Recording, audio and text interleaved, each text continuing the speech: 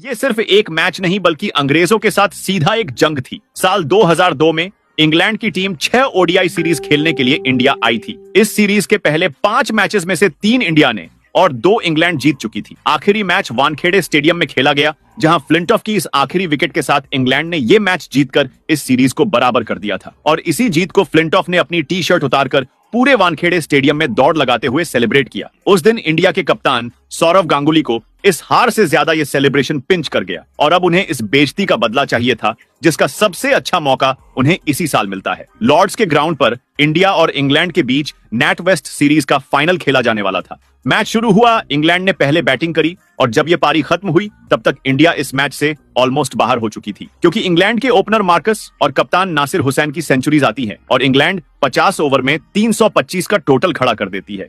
अब लॉर्ड्स के ग्राउंड पर होम टीम के अगेंस्ट इस टोटल को पार करना आसान नहीं था, लेकिन इंडिया के ओपनर्स सचिन और गांगुली ने एक पॉजिटिव इंटेंट के साथ इस रन चेस को शुरू किया। पहले 10 ओवर में इन दोनों ने स्कोर को 60 पार कर दिया और वहां से स्पीड को थोड़ा और बढ़ाकर 14वें ओवर में 100 तक भी पहुंच गए। गांगुली ने इस पार्टनरशिप को लीड करते हुए अपना 50 पूरा कर लिया था, लेकिन फिर एक 106 के स्कोर पर इंग्लैंड को पहली विकेट मिली, जबकि गांगुली को ट्यूडर की गेंद ने बोल्ड कर दिया। इंडिया की जो वापसी लग रही थी इस विकेट के साथ वो भी खत्म सी हो गई, क्योंकि इंडियन बैटिंग में यहां एक बड़ा कोलैप्स हुआ। 126 पर दिलीप मोहनगिया, 132 पर राहुल द्रविड़ और फिर सचिन की विकेट के साथ इंडिया 146 पर 5 विकेट गंवा चुकी थी। टॉप ऑर्डर कोलैप्स के बाद अक्सर देखा जाता है कि लोअर ऑर्डर भी बिगड़ जाता है, लेकिन इस मैच में इंडिया ने ऐसा होने नहीं दिया, जिसका क्रेडिट युवराज सिंह और मोहम्मद कैफ को जाता है। इन दोनों ने रन रेट को मेंटेन करते हुए एक पार्टनरशिप बिल्ड करी और अपने 50 भी पूरे करे और रनों को भी गेंदों के करीब पहुंचा दिया। 121 की ये हिस्टोरिक पार्टनरशिप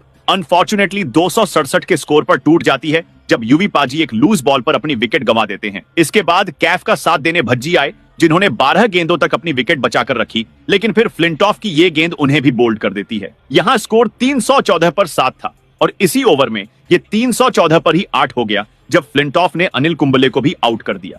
अब ये मैच एक ऐसी सिचुएशन में आ चुका था जहां से दोनों टीमें जीत सकती थी। इंडिया को 12 गेंदों में 12 रन चाहिए थे और इंग्लैंड को सिर्फ 2 विकेटें। कैफ और जहीर खान इस मैच को आखिरी ओवर तक ले गए, जहां सिर्फ 2 रन बाकी थे और फ्लिंटॉफ की तीसरी गेंद पर जहीर खान ये आइकॉनिक शॉट खेलकर 1 रन के लिए भागते हैं। फील्डर बॉल को कैफ के एंड पर थ्रो करता है, कैफ की डाइव आती है। इस थ्रो को कोई फील्डर बैकअप नहीं करता और ये दोनों ओवर थ्रो पर दूसरा रन भी भाग लेते हैं, जिससे इंडिया इस हिस्टोरिक मैच को जीत जाती है। और फाइनली गांगुली लॉर्ड्स की बालकनी में अपनी टी शर्ट लहराकर अपना बदला पूरा करते हैं।